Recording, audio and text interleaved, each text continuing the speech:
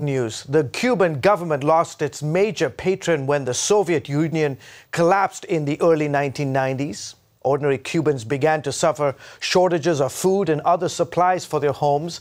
But one family in Havana managed to turn that crisis into an opportunity.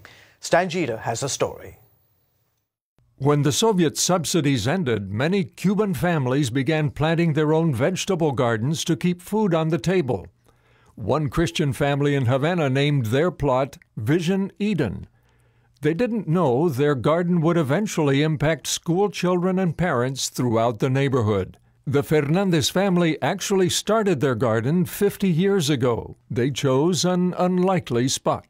Project Eden began as the family recovered areas of the community that were being contaminated, areas that normally were natural streams that were contaminated with wastewater. The Fernandez grew and shared their fruit and vegetables for 30 years before the crisis hit. That's when the Cuban government designated their garden as an official community project. The garden eventually became more than a source of food. Children from local schools began coming to the Eden Project to learn about conservation, science, and health.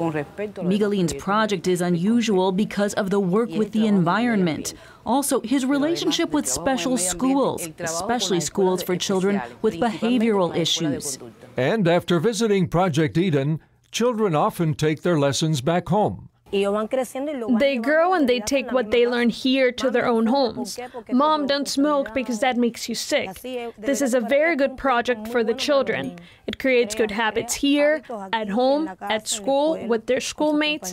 It complements the activities the children have in school. As a Christian family, the Fernandez have posted scripture verses, and they make sure that there's always a connection between Project Eden and their church. They believe their calling is not only to make better citizens, but to draw people closer to God. And most neighbors would agree that after 5 decades as a source of good food and good teaching, Project Eden has made their Havana neighborhood a better place to live. Stan Jeter, CBN News.